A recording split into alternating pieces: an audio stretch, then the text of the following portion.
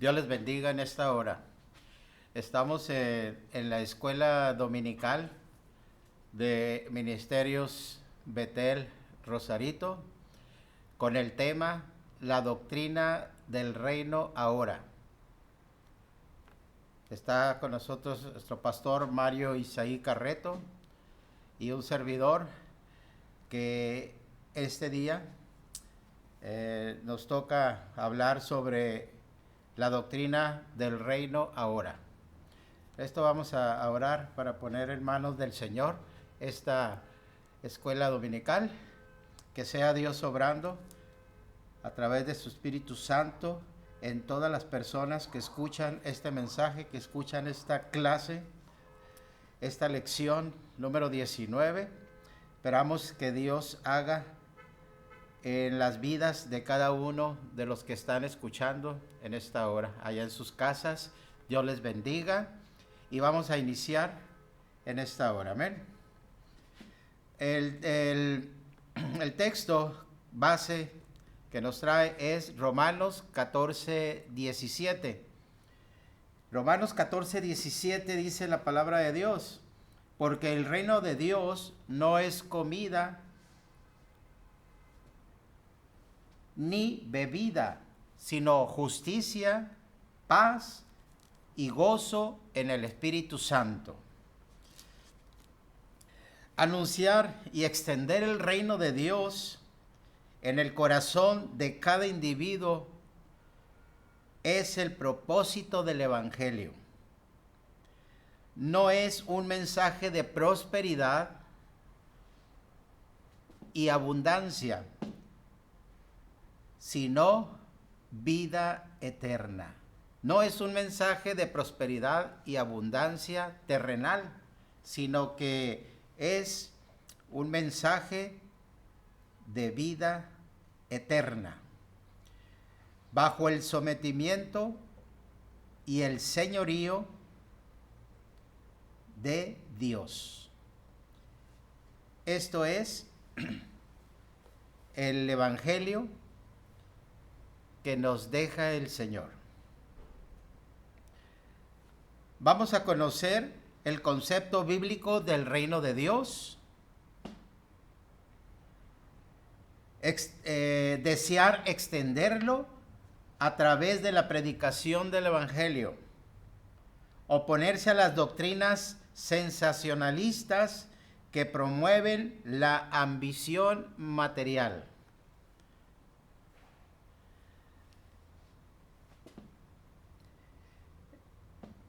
Para esto voy a hacer una pregunta a manera de introducción.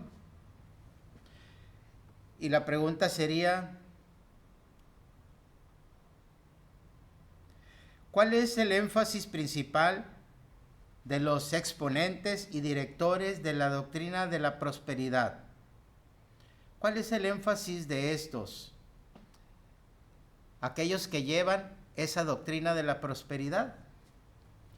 Esa pregunta se la dejo en el tintero para que usted lo analice. Ya hemos tenido estudios sobre la doctrina de la prosperidad en las dominicales anteriores. Ya se ha hablado un poco de esto, ¿sí? ¿Cuál es el énfasis de los exponentes y directores de la doctrina de la prosperidad? Esa es una pregunta que usted ya pudiera contestar si ha estado presente en las escuelas, en los temas anteriores, de los domingos anteriores. El Evangelio de la prosperidad enseña que Dios quiere que los creyentes sean sanos físicamente, ricos materialmente y felices personalmente. Esto es un ejemplo, ¿sí?, que podría darse de lo que es el Evangelio de la prosperidad. Lo repito, enseña que Dios quiere que los creyentes sean sanos físicamente, ricos materialmente y felices personalmente. ¿Cuáles serían algunas expresiones comunes de los predicadores, artistas y cantantes cristianos que promueven la conquista total del mundo por parte de la iglesia. Pero vamos a dar un comentario más sobre lo que es el Evangelio de la Prosperidad. Al pasar de los años, el mensaje que se predica en algunas iglesias más grandes del mundo ha cambiado. De hecho, hay un nuevo evangelio que se predica hoy en día. A este mensaje se le han escrito muchos nombres, tales como el evangelio de decláralo y recíbelo. El evangelio de písalo y arrebátalo. El evangelio de la salud y las riquezas. El evangelio de la prosperidad y la teología de la confesión positiva. Si usted se da cuenta de lo que acabo de decir, son temas que hemos visto anteriormente, ¿sí? Entonces, ese es el énfasis principal, ¿sí?, que exponen aquellos que llevan a cabo la doctrina de la prosperidad. Lo repito, el evangelio de decláralo y recíbelo. El evangelio de písalo y arrebátalo y será tuyo. El evangelio de la salud y las riquezas. El evangelio de la prosperidad y la teología de la confesión positiva. Estos serían algunas cuestiones que manejan, ¿sí?, los exponentes de esta doctrina llamada de la prosperidad. Otra pregunta. Menciona una lista de expresiones de predicadores. ¿Qué expresiones manejan los predicadores, los artistas, cantantes cristianos para conquistar el mundo hoy? ¿Cuáles son las expresiones que manejan ellos para ganarse el mundo? Usted en su casa podría analizar esta pregunta, ¿sí?, y podría traer a su memoria cuáles son las expresiones que llevan a cabo algunos predicadores o cantantes cristianos para conquistar el mundo. Voy a hablar de algunas expresiones que se manejan, ¿sí?, que se manejan en la vida cotidiana. Desde luego que no están llevando el evangelio puro en estas expresiones. Una, ayúdate que yo te ayudaré.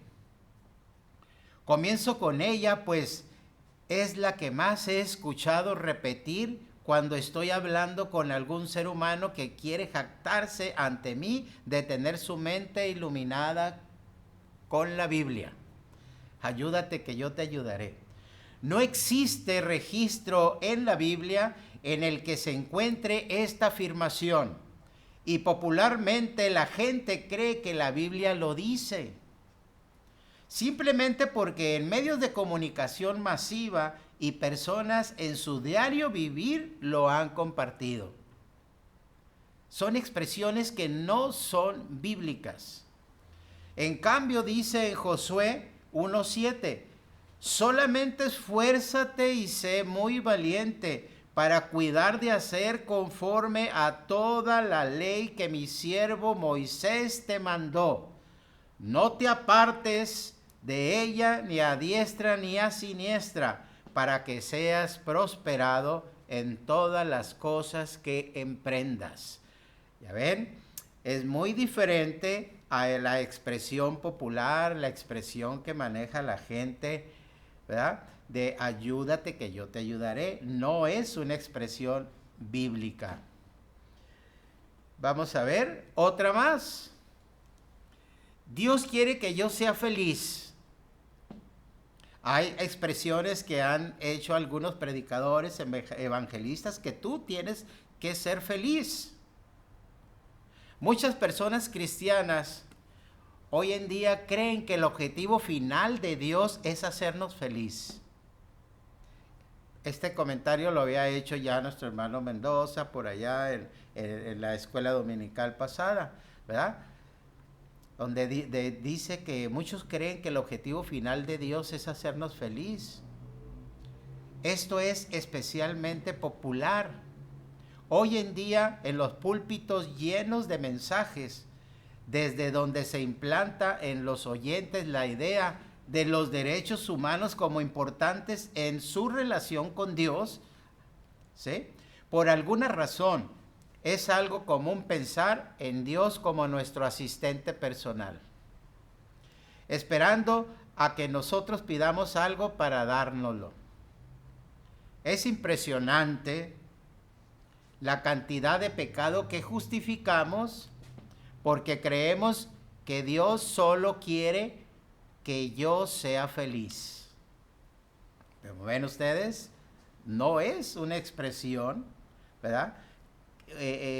No es el contenido de lo que Dios quiere hacer con nuestra vida. De este modo, este pensamiento genera falacias, ¿sí?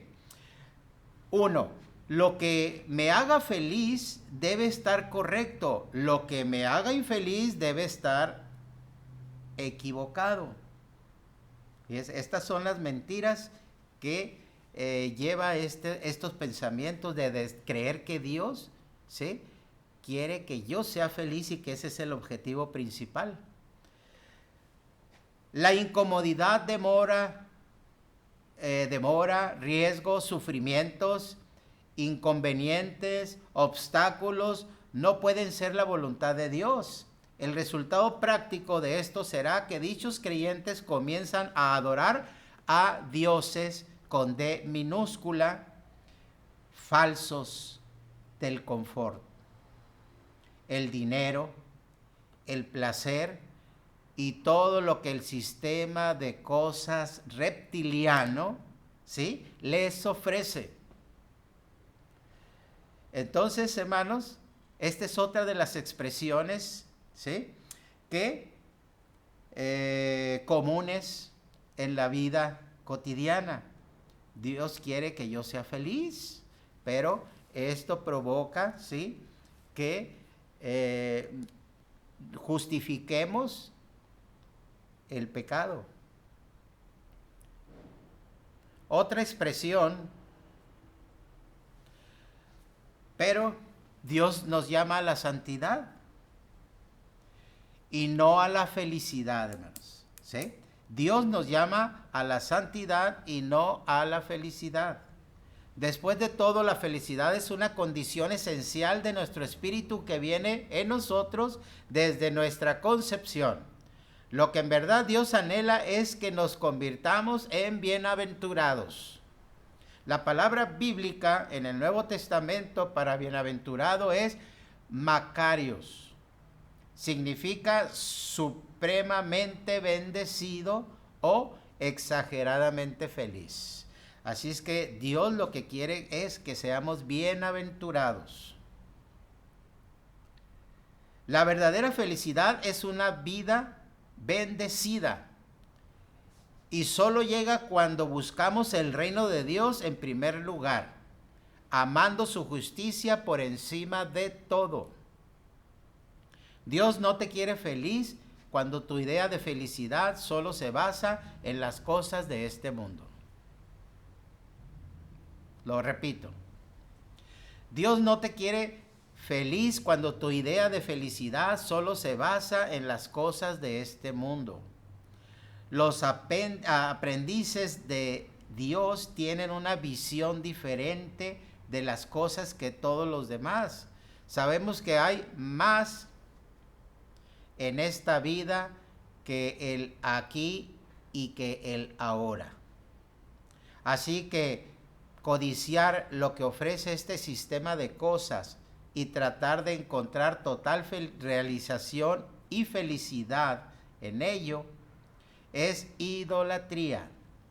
Y nuestro Dios no quiere que adoremos ídolos, pues eso acarrea muerte y acarrea también condenación.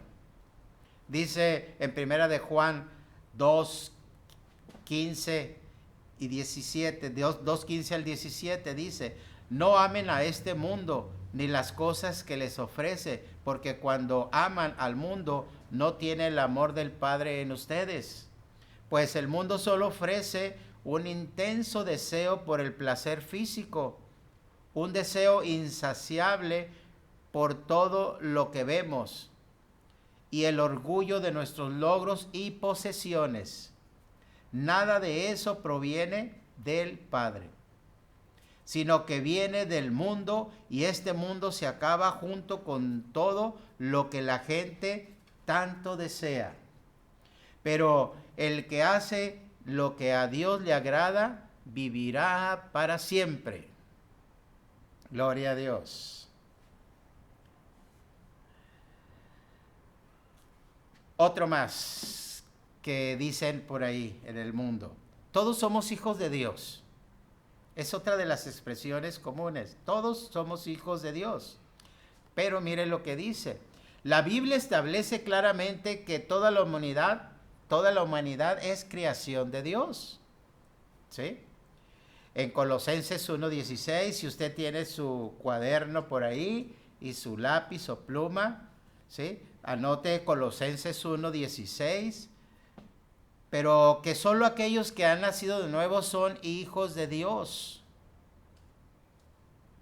Juan 1:12, Juan 11:52, Romanos 8:16 y Primera de Juan 3, del 1 al 10. ¿Sí? Es decir, que solo aquellos que se han arrepentido de sus pecados y que han puesto su fe en Jesucristo como Salvador y Señor, y a quienes Él, Dios, los santificó por medio de su Espíritu Santo, pueden llamarlo Padre. Esto lo vemos en Romanos 8, 15 al 16. Lo voy a leer. Romanos 8, 15 al 16. Dice así: pues no habéis recibido el espíritu de esclavitud para estar otra vez en temor, sino que habéis recibido el espíritu de adopción, por el cual clamamos: Abba, Padre. El espíritu mismo da testimonio a nuestro espíritu de que somos hijos de Dios. Lo repito, el 16. El espíritu mismo da testimonio a nuestro espíritu de que somos hijos de Dios. Entonces, no todos somos hijos de Dios. Somos creación de Dios, mas no todos somos hijos de Dios. Solamente cuando hayamos nacido de nuevo, ¿sí? Y ahí les di las citas para que usted las pueda buscar con calma y usted vea por qué razón somos hijos de Dios y por qué razón no somos hijos de Dios, ¿sí? En Efesios 2, del 1 al 2 dice: antes ustedes estaban muertos a causa de su desobediencia y sus muchos pecados. Vivían en pecado, igual que el resto de la gente, obedeciendo al diablo, el líder de los poderes del mundo invisible, quien es el espíritu que actúa en el corazón de los que se niegan a obedecer a Dios. Entonces, ahí está claro, ¿verdad?, quiénes somos hijos de Dios y quiénes no somos hijos de Dios, ¿sí? En primera de Juan 3:10 dice: por lo tanto, podemos identificar quiénes son hijos de Dios y quiénes son hijos del diablo. Todo el que no se conduce con rectitud y no ama a su hermano no pertenece a Dios. Ahí está, ¿verdad? Aclarándose esta expresión, ¿verdad?, que se maneja muy popularmente, que todos somos hijos de Dios, pero no es así. Tenemos otra. Todos adoramos al mismo Dios. Todos adoramos al mismo Dios. Esta falacia surge porque muchas personas sostienen que todas las religiones son caminos igualmente válidos para llegar a Dios y descubrir el sentido de la vida.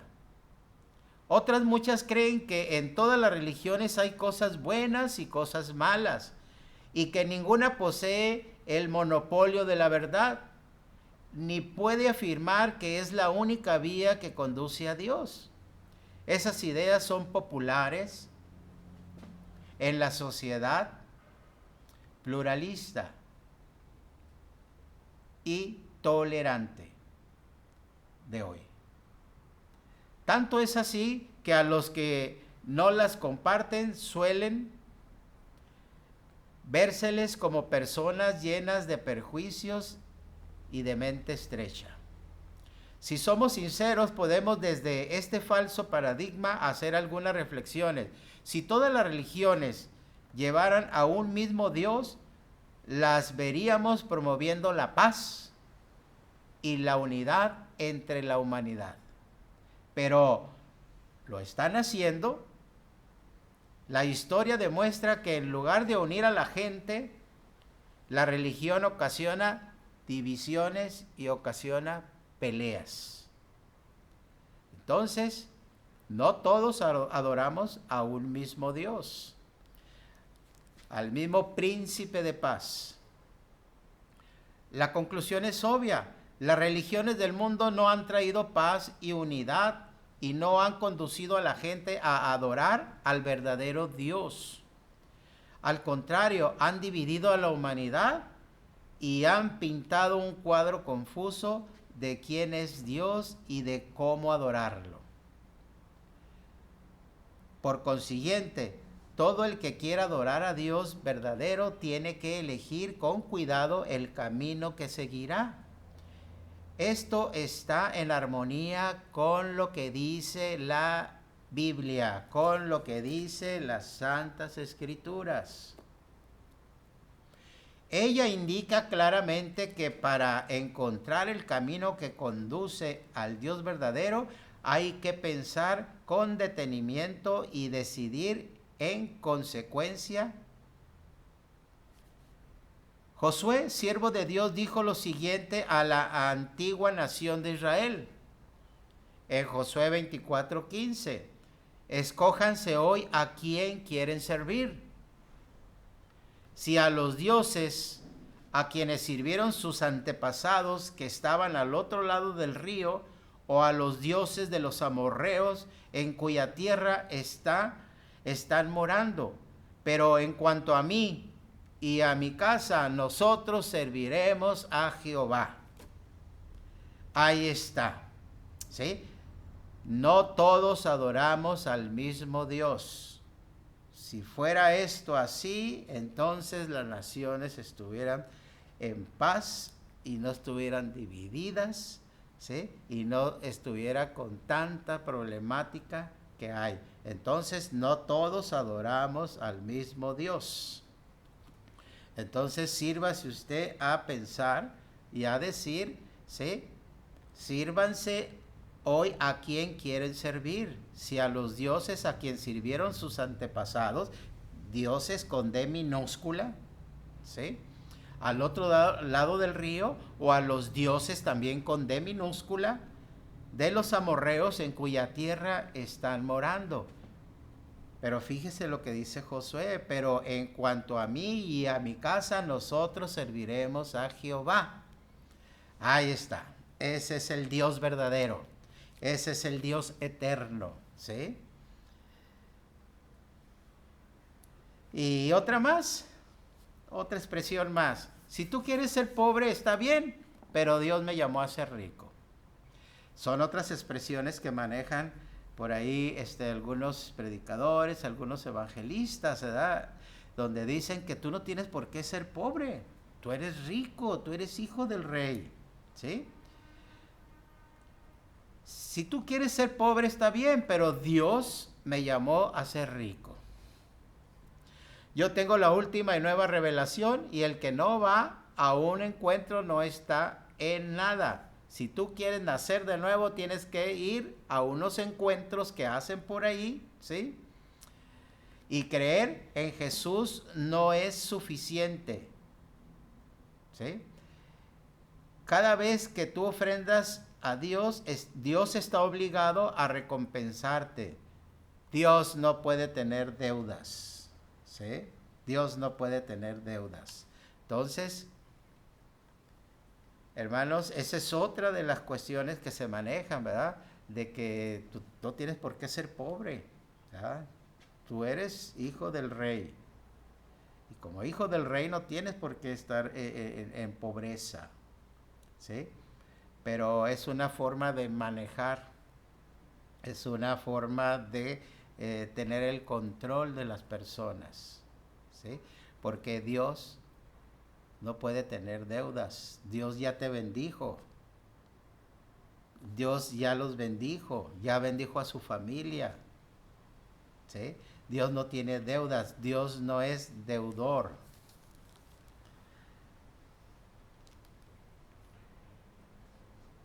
Bien.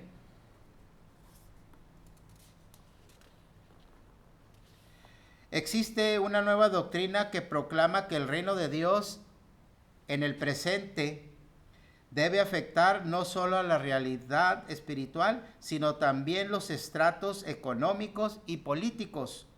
Analicemos entonces en qué consiste esta doctrina a la luz de lo que enseñan las Escrituras. Lo repito, existe una nueva doctrina que proclama el reino de Dios en el presente.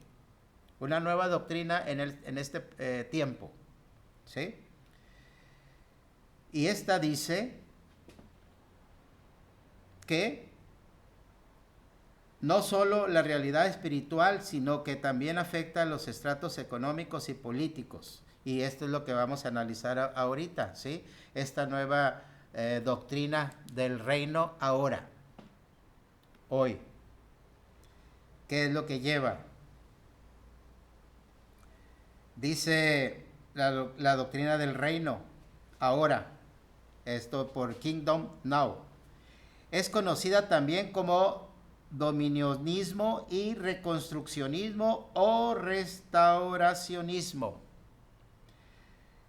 Bajo esta ideología evangélica es que se pueden arropar a los neopentecostales con su teología de la prosperidad, a las redes apostólicas con sus aires de grandeza, mega iglesias, mega templos y mega finanzas. Usted ha visto las mega iglesias, las mega finanzas que están llevando, las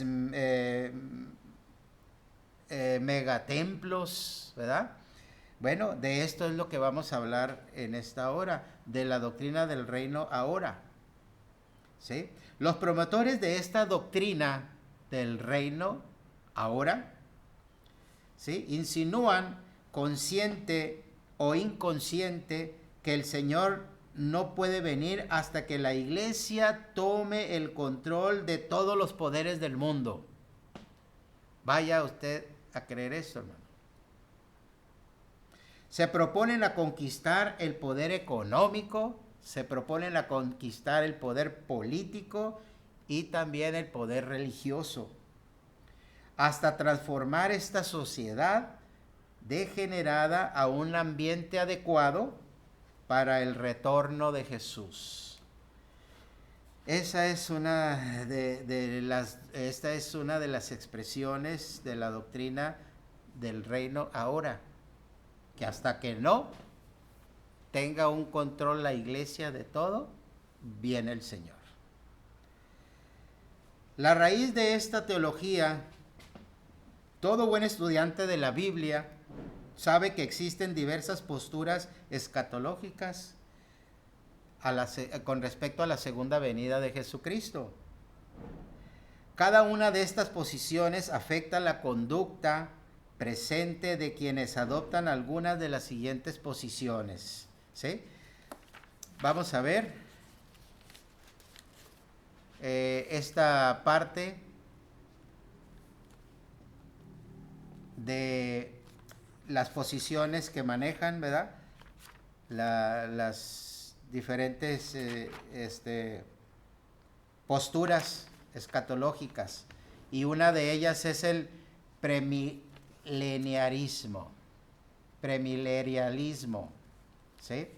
Afirma que el Señor Jesucristo y sus santos reinarán durante un periodo de 1000 años en completa paz y prosperidad.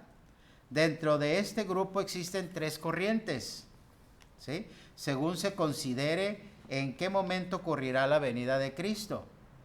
En relación a la gran tribulación, pretribulacionistas, los medio tribulacionistas y los post-tribulacionistas, ¿sí? Depende en qué momento llegue o se lleve a cabo la segunda venida del Señor. Está la otra corriente que es el amileniarismo. La primera corriente es el premileniarismo. La segunda es el amileniarismo. El amileniarismo cree que no habrá un periodo literal de 1000 años donde Cristo ha de reinar sobre la tierra. Considera que los pasajes bíblicos que hablan de un reinado deben tomarse en sentido figurado, pues se refieren a la conquista de la iglesia desde el Pentecostés hasta que Cristo venga. Y están la otra corriente que es los postmileniarismo, después del milenio. Sostiene que la segunda venida de Cristo se llevará a cabo al término del milenio. También afirma que la predicación del Evangelio actualmente provocará un aumento de paz y bendiciones y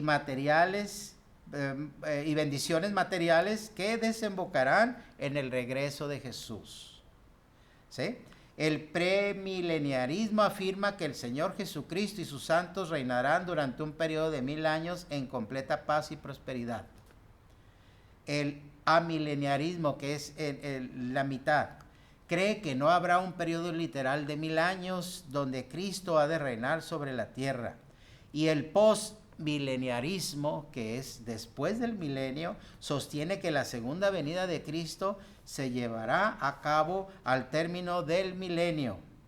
También afirma que la predicación del Evangelio actualmente provocará un aumento de paz y bendiciones materiales que desembocarán en el regreso de Jesús. Así que los postmileniaristas creen que el gobierno de Jesús comenzó desde que Él ascendió a los cielos. Proclaman que Él está reinando en la tierra a través de su iglesia. Eso es el postmileniarismo. Como ven ustedes, ¿sí?, la raíz de esta teología está manejando 3 criterios, ¿verdad? Antes del milenio, ¿sí?, en medio del milenio o medio tribulaciones, y el postmileniarismo, ¿sí? El postmileniarismo es una especie de emocionalismo escatológico, pues asegura que la iglesia avanzará victoriosamente antes del retorno del Señor. Asumen los citados anteriormente que los cristianos son el instrumento de gloria para la venida del Señor, que la mayoría de los eventos profetizados en Apocalipsis ya pertenecen al pasado y que el anticristo advertido es solo un espíritu prevaleciente en contra de la iglesia. Ahí están las 3 corrientes, ¿verdad?, que se manejan del milenio. Pero, ¿cuál es la postura de las iglesias, asambleas de Dios, con respecto a la segunda venida? ¿Cuál es la postura de esta? ¿Sí? Vamos a ver la postura de esta. La segunda venida de Cristo, todos los cristianos que han fallecido un día se levantarán de sus tumbas y se reunirán con el Señor en el aire. Los cristianos que no hayan muerto serán arrebatados junto con aquellos para estar con el Señor. Entonces los cristianos de todas las edades vivirán para siempre con el Señor. La verdad bíblica del inminente regreso del Señor es la esperanza, ¿sí?, bienaventurada. Vamos a ver Romanos 8:23. Romanos 8:23 dice: Y no solo ella, sino que también nosotros mismos que tenemos las primicias del Espíritu, nosotros también gemimos dentro de nosotros mismos esperando la adopción, la redención de nuestro cuerpo. ¿Sí? Ahí tenemos, entonces, esto es lo que la iglesia que lleva el Evangelio, ¿sí?, cree como las asambleas de Dios. Es una pregunta que viene aquí. ¿Cuál es la postura de las asambleas de Dios respecto a la segunda venida del Señor? Bueno, que el Señor viene y se lleva a la iglesia, ¿sí? Y que el Señor dice que los muertos en Cristo resucitarán primero y después aquellos, ¿sí?, cristianos, aquellos que el Señor ya escogió, van a ser arrebatados. La segunda venida es en este sentido. Bien, vamos a ver los postulados de la doctrina del reino de Dios, del reino ahora. Este es el reino que estamos viendo ahora, la doctrina esta, del reino ahora. Y estamos en el segundo punto ya, los postulados de la doctrina del reino ahora. Toda teología extraña se desprendió de la mala interpretación de un pasaje de las Escrituras. Nadie hizo planes para convertirse en hereje. La convicción contemporánea ha influido grandemente también en el florecimiento de este movimiento. La búsqueda del placer y la grandeza, el culto a la personalidad, la fuerte tendencia materialista de la postmodernidad y los adelantos industriales, económicos y políticos son el caldo del cultivo para el sentimiento y grandeza entre los individuos. Vamos a ver el primer punto de los postulados de la doctrina del reino ahora. La conquista del mundo. La teología del reino ahora, que tiene sus raíces en la escatología postmilenial, es la conquista. La iglesia tiene que sobreponerse al mundo en todas las facetas, en todas sus facetas. Es lo que dice. Puesto que Dios tiene a su iglesia para establecer su reino. Los creyentes deben procurar enrolarse en todas las áreas sociales. Es lo que dice la doctrina del reino ahora. Dice que los creyentes deben procurar enrolarse en todas las áreas sociales. No para servir, sino para triunfar y ejercer dominio. Es una especie de evangelio social, no a la manera de la teología de la liberación, sino de una forma más sofisticada, más elitista.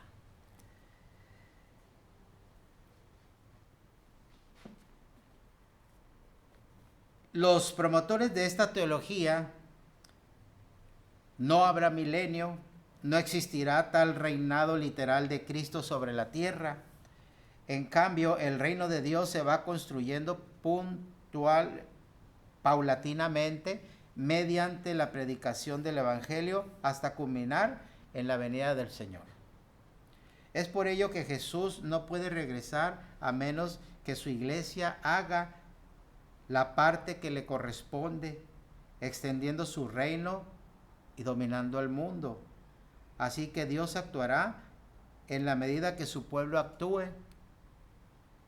Por esta razón, todo contenido del mensaje es motivacional y desafiante, pero no para hacer o aceptar la voluntad de Dios, sino para incitar al creyente a lanzarse a poseer riquezas. Esa es la doctrina del reino ahora. Son mensajes motivacionales, son mensajes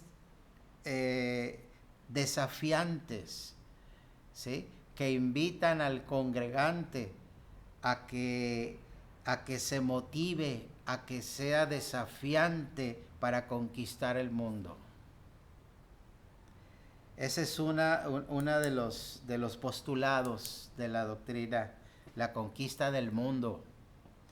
Otro es la esperanza humanista. Para los adeptos de esta doctrina, el arrebatamiento es una utopía sacada para evadir las responsabilidades cristianas de conquistar el mundo. Según los iluminados, la iglesia debe predicar solo de prosperidad y éxito, no perdiendo su enfoque y misión verdadera.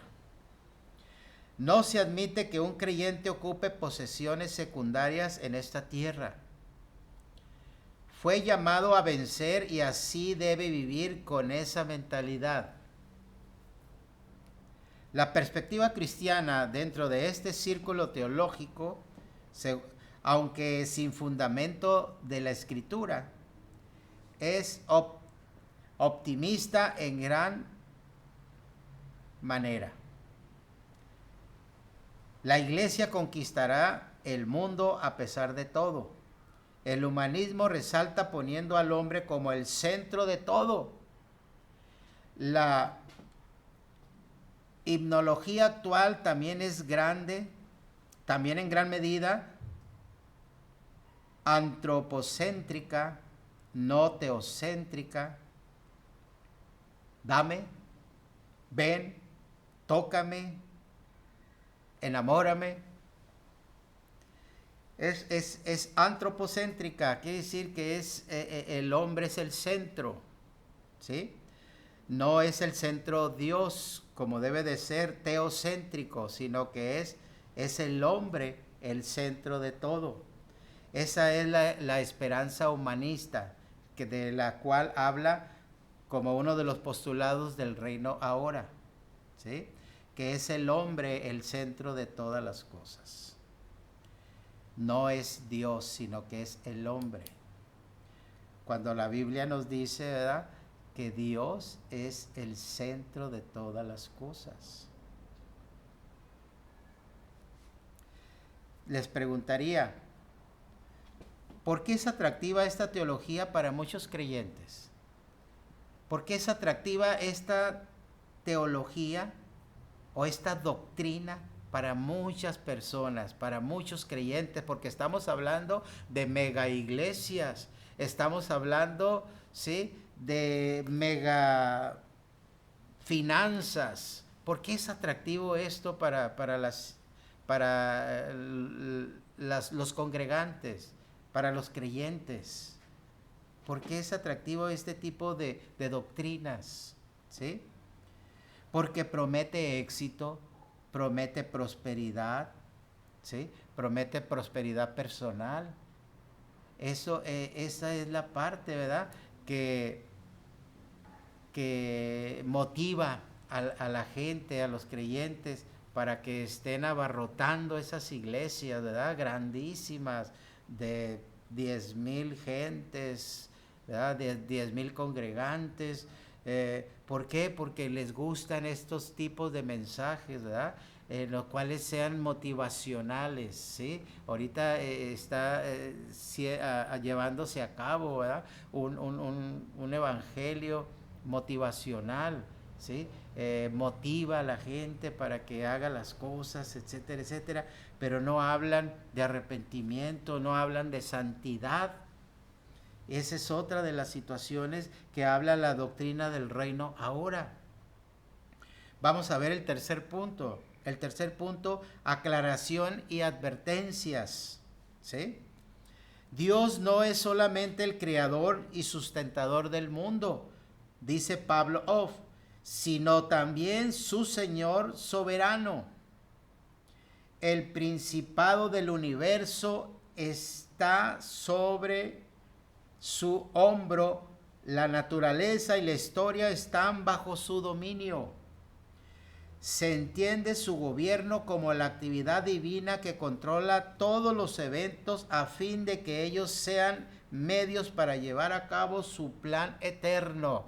Dios es el que tiene todo el control de todas las cosas. Dios tiene un propósito para todas las cosas. Dios es soberano, ¿sí? Dios es soberano. Y vamos a hablar de la aclaración y advertencias. La prosperidad cristiana. Vamos a poner mucha atención, ¿sí? En estos puntos que voy a manejar para que se observe cómo se conlleva a la iglesia, ¿verdad? Cómo se conlleva a la gente para estas tipo de postulados, ¿sí? Que maneja la doctrina del reino ahora. Vamos a ver la prosperidad cristiana. La prosperidad cristiana, la prosperidad es una doctrina bíblica. La voluntad divina es que sus hijos sean prosperados integralmente, ¿sí? Esa es la voluntad divina, que nosotros seamos prosperados, ¿sí? Integralmente, no solamente en lo económico, no solamente en nuestras finanzas, sino que seamos prosperados en todos los ámbitos. Dios va más allá todavía, ¿sí? Con las bienaventuranzas, ¿sí? Dios va más allá que la doctrina de la prosperidad o la doctrina del reino ahora. Fíjense cómo lo manejan agarrando ciertos puntos, ¿sí? Y que en eso está basado la doctrina, en eso basan la doctrina, cuando Dios va mucho más allá. Dios quiere hacer, ¿sí? De la vida de usted y de mí, quiere hacer que seamos integrados, que seamos prosperados, pero integralmente, en todos los ámbitos de nuestra vida, ¿sí? En todos. Pero la bendición está supeditada a ciertas condiciones espirituales y administrativas. Deuteronomio 28. Sin embargo, ni a los profetas, ni al Señor Jesús mismo, mucho menos a los apóstoles, los encontramos en las Escrituras buscando éxito y prosperidad, ¿sí? Nunca miramos a los profetas, nunca miramos a los discípulos, ¿sí? A los apóstoles buscando éxito en la vida, sino cuál fue su tendencia, fue el servir, el llevar la palabra y desde luego que sufrieron mucho por llevar esa palabra, ¿sí? Hacia muchos lugares. Nunca vimos nosotros, ¿sí? A estas personas buscando éxito. Nunca los vimos. En la Biblia no aparece ahí. Buscando éxito y prosperidad terrenal. Antes bien, todos estos amonestan contra la avaricia, el egoísmo y la vanidad. Fíjense, todo esto es lo que hacían los apóstoles, ¿verdad? Amonestaban contra la avaricia, contra la vanidad, contra el egoísmo, ¿sí? Y muy opuesto, ¿verdad?, a lo que es la doctrina del reino ahora, o de la doctrina de la prosperidad. Muchos ocupan el evangelio solo como una fuente de ganancia y éxito. No es el mensaje de la cruz, sino es de la que según ellos fueron llamados a ser cabeza y no cola. ¿Sí? Entonces, hermanos, el evangelio, ¿sí? El evangelio no es así como lo manejan. No es así como lo manejan, como una fuente de ganancia. No es así como lo manejan, como una fuente de éxito. No es el mensaje de la cruz, sino el de la corona. Quieren andar bien vestidos en restaurantes caros, ¿sí? quieren andar en restaurantes caros y consiguiendo las mejores posiciones sociales, porque según ellos fueron llamados a ser cabeza y no cola. La prosperidad cristiana, mucho cuidado con eso, ¿verdad? Advertencias es el título de este punto, aclaración y advertencias, ¿sí? La prosperidad cristiana no se basa en eso, ¿sí? Porque nunca vimos a los apóstoles buscando el éxito, bien vestidos, sino al contrario, ¿sí? Sufrían por llevar el evangelio. La soberanía de Dios es el otro punto. Estamos hablando de la aclaración y advertencias. La soberanía de Dios. Pensar o enseñar que Dios ha perdido el control del mundo y que necesita nuestra ayuda para establecer el reino es un insulto a la soberanía y sabiduría divina. Además de que contradice lo dispuesto en la Escritura, en el libro del profeta Ezequiel, en los capítulos 25 y 32, que refieren el juicio de las naciones, son un ejemplo perfecto de que el Señor no ha perdido ni pierde el control de nada ni de nadie, y que está pendiente dirigiendo todos los asuntos de esta vida terrenal. A Dios no se le pasa nada. La soberanía de Dios es este punto, ¿sí? Dios es soberano rey. Dios es Dios con D mayúscula. El uso de las naciones paganas como instrumento de juicio contra su pueblo son evidencias irrefutables de ello.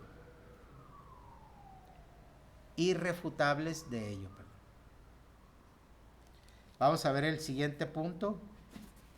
La visión futurista de esta doctrina. Estamos viendo aclaraciones y advertencias. Una visión futurista. Creer que este mundo va en constante mejoría debido a la predicación del evangelio suena como ingenuidad espiritual. Ni la palabra de Dios ni la historia avalan tal concepto de prosperidad. Lo repito. Creer que este mundo va en constante mejoría debido a la predicación del evangelio suena como ingenuidad espiritual. Ni la palabra de Dios ni la historia avalan tal concepto de prosperidad. La doctrina escatológica del reino de Dios es bíblica. Después de la tribulación habrá un reino de 1000 años. Satanás será atado durante ese periodo. Será un tiempo de paz y prosperidad, de santidad libre de maldición, de adoración universal, el cual terminará con una revolución final. Apocalipsis 20, del 1 al 10. Vamos a leer Apocalipsis 20 del 1 al 10. Para ver esta parte que nos está revelando aquí, ¿sí? Dice, después de la tribulación habrá un reino de 1000 años. Satanás será atado durante ese periodo. Será un tiempo de paz y prosperidad, de santidad, libre de maldición, de adoración universal, el cual terminará con una revolución final. Apocalipsis 20, del 1 al 10. Vamos a leerlo. Dice, vi un ángel que descendía del cielo con la llave del abismo y una gran cadena en la mano. Y prendió al dragón, la serpiente antigua, que es el diablo y Satanás, y lo ató por 1000 años. Y lo arrojó al abismo y lo encerró y puso su sello sobre él para que no engañase más a las naciones, hasta que fuesen cumplidos 1000 años. Y después de esto debe ser desatado por un poco de tiempo. Y vi tronos, y se sentaron sobre ellos los que recibieron facultad de juzgar.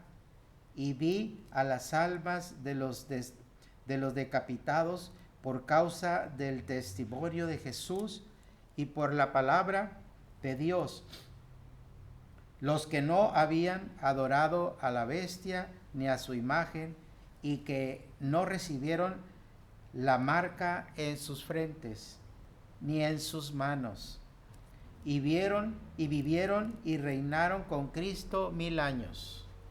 Pero los otros muertos no volvieron a vivir hasta que se cumplieron 1000 años. Esta es la primera resurrección. Bienaventurado y santo el que tiene parte en la primera resurrección. La segunda muerte no tiene potestad sobre estos, sino que serán sacerdotes de Dios y de Cristo, y reinarán con él 1000 años. Cuando los 1000 años se cumplan, Satanás será suelto de su prisión y saldrá a engañar a las naciones que están en los 4 ángulos de la tierra, a Gog y Magog, a fin de reunirlos para la batalla, el número de los cuales es como la arena del mar. Y subieron sobre la anchura de la tierra y rodearon el campamento de los santos y la ciudad amada. Y de Dios descendió fuego del cielo y los consumió.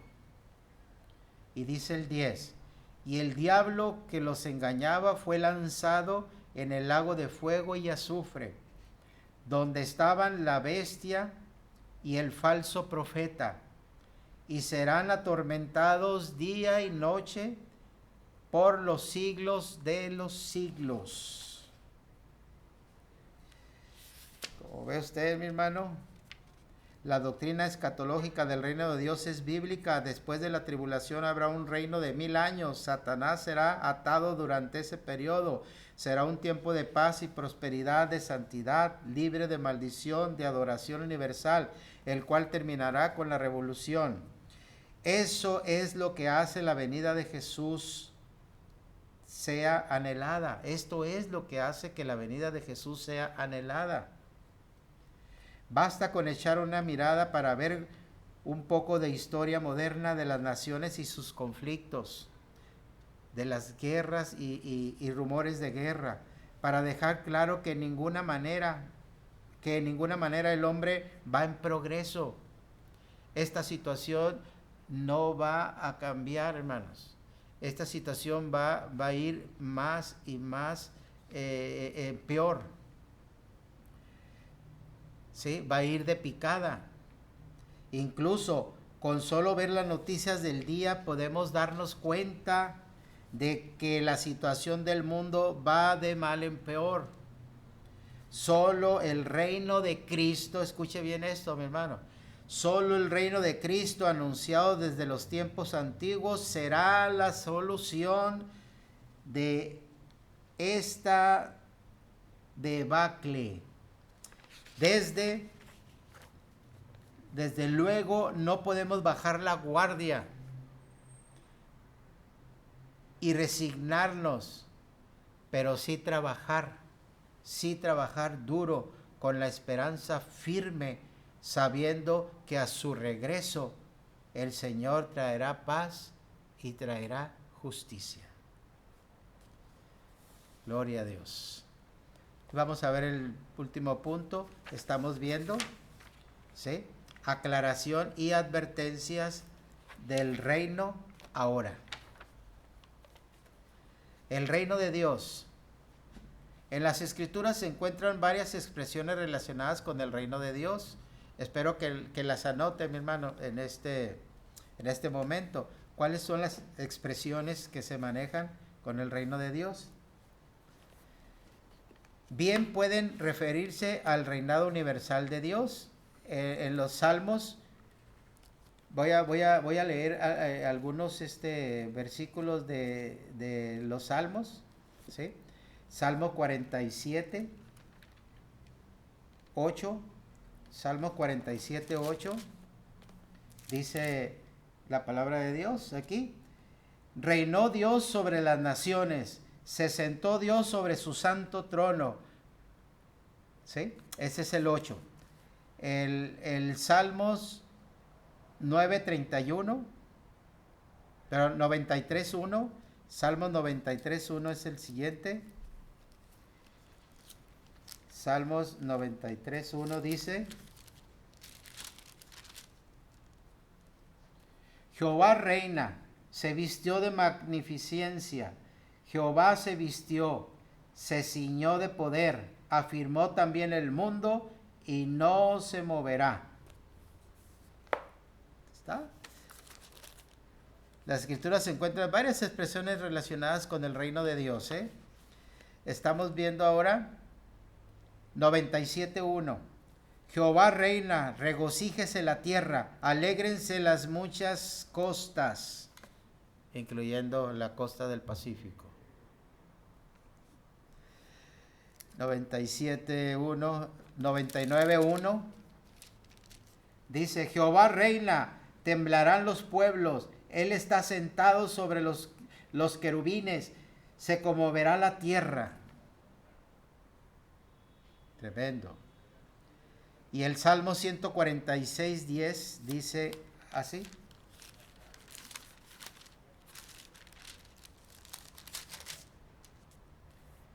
dice, reinará Jehová para siempre, tu Dios, oh Sión, de generación en generación. Aleluya.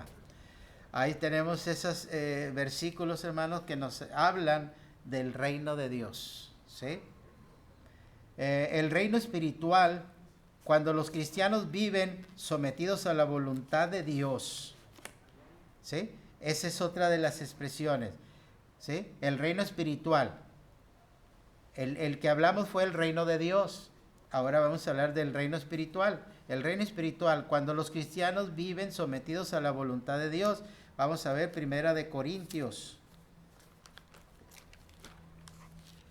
Primera de Corintios 4:20.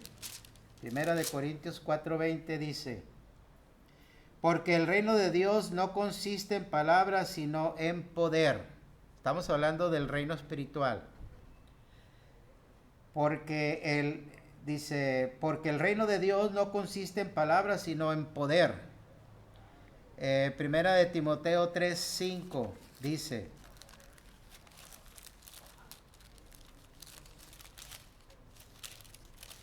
Primera de Timoteo 3:5 dice: pues el que no sabe gobernar su propia casa, ¿cómo cuidará de la iglesia de Dios? ¿Sí? Ahí está el reino espiritual. Y el otro es Primera de Juan 3:16. Primera de Juan 3:16.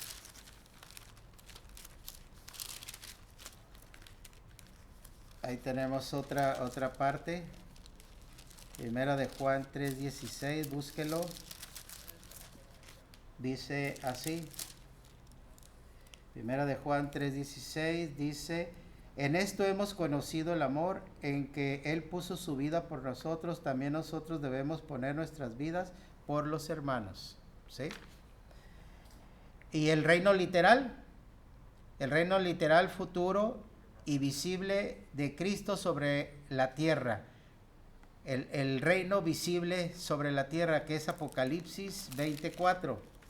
Apocalipsis 24 dice: y vi tronos y se sentaron sobre ellos los que recibieron facultad de juzgar, y vi las almas de los decapitados por causa del testimonio de Jesús y por la palabra de Dios, los que no habían adorado a la bestia ni a su imagen, y que no recibieron la marca en sus frentes ni en sus manos, y vivieron y reinaron con Cristo 1000 años. Wow. el reino literal y su futuro visible de Cristo sobre la tierra.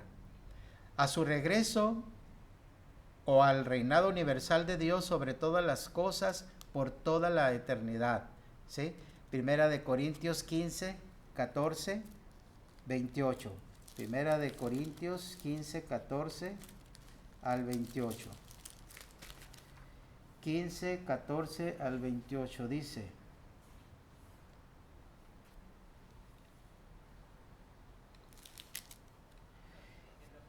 y si Cristo no resucitó, vana es entonces nuestra predicación, vana es también vuestra fe.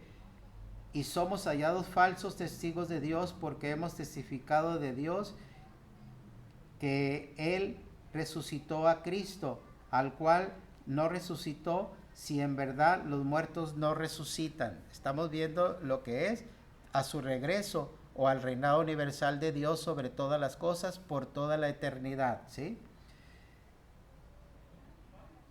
Porque si los muertos no resucitan, tampoco Cristo resucitó. Y si Cristo no resucitó, vuestra fe es vana, aún estáis en vuestros pecados. Entonces también los que durmieron en Cristo perecieron.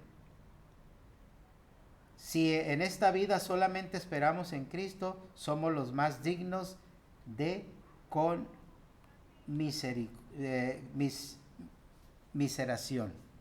conmiseración de todos los hombres.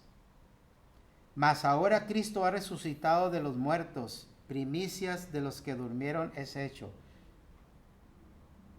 Porque por cuanto la muerte entró por un hombre, también por un hombre la resurrección de los muertos.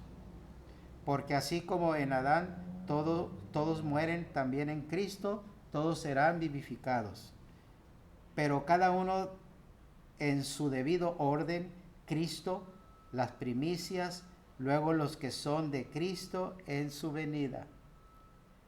Luego el fin, cuando entregue el reino al Dios y Padre, cuando haya suprimido todo dominio, toda autoridad y potencia, porque preciso es que Él reine hasta que haya puesto a todos sus enemigos debajo de sus pies. Y el postrer enemigo que será destruido es la muerte. Porque todas las cosas las sujetó debajo de sus pies. Y cuando dice que todas las cosas han sido sujetadas a Él, claramente se exceptúa aquel que sujetó a Él todas las cosas. Pero luego que todas las cosas le estén sujetas, entonces también el Hijo mismo se sujetará al que le sujetó a Él todas las cosas, para que Dios sea todo en todos. Aleluya. En el contexto de la expresión, el responsable, sí, de todo. Pregunta: ¿de qué manera tergiversa el concepto del reino de Dios la doctrina del reino ahora? ¿De qué manera cambia la doctrina del reino de Dios, o el concepto del reino de Dios más bien, ¿sí? La doctrina del reino ahora? ¿De qué manera cambia esto? Les dejo esa pregunta para que ustedes la analicen, ¿sí? No sin dar mi punto de vista. Y otra vez la pregunta dice: ¿de qué manera tergiversa el concepto del reino de Dios la doctrina del reino ahora? Bueno, la doctrina del reino ahora se basa en la prosperidad y en el éxito. Y la doctrina del reino de Dios se basa en la santidad y en el sometimiento al señorío de Dios.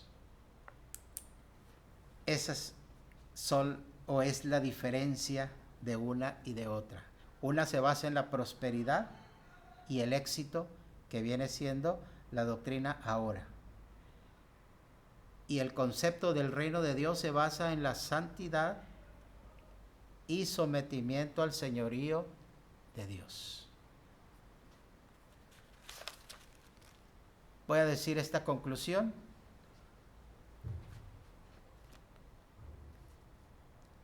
A muchos creyentes les es difícil percibir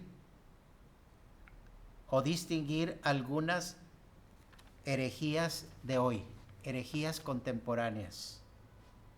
Algunas veces hasta los predicadores bien intencionados expresan ideas que no van con el tenor bíblico.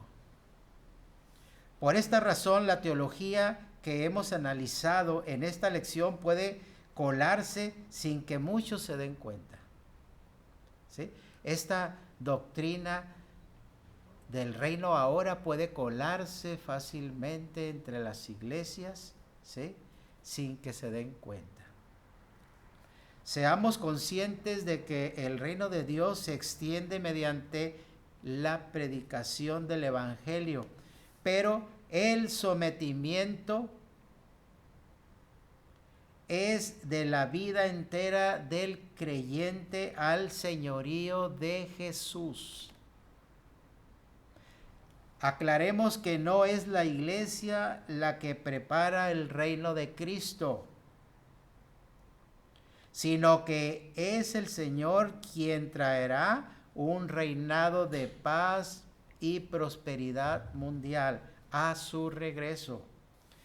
Trabajemos con la convicción de que su dominio se extenderá por sobre todas las naciones, pero es a su venida y no por la acción de la iglesia actualmente, no la acción nuestra, sino que todo esto va a suceder cuando Él venga.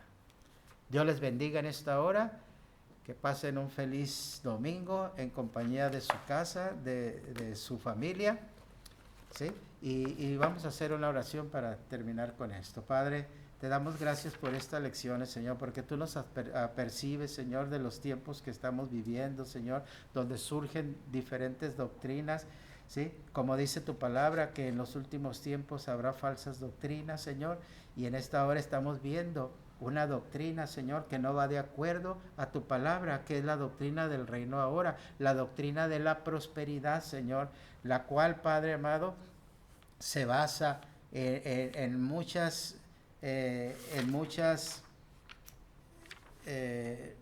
postulados, ¿verdad?, que ellos manejan, Padre, como la conquista del mundo, la esperanza humanista, la prosperidad cristiana, la soberanía de Dios, la visión futurista y todas estas cosas, Señor, que confunden a la gente, llevándolas creyendo que están bien. Te pido, Padre amado, que seas tú, Señor, hablando a las iglesias, Padre, hablando a la congregación, Señor, y sobre todo, Padre, que tengamos ese impulso de buscar la sana doctrina, Señor, como la que llevamos, Padre, en esta iglesia. En el nombre del Padre, del Hijo y del Espíritu Santo, te damos gracias. Amén.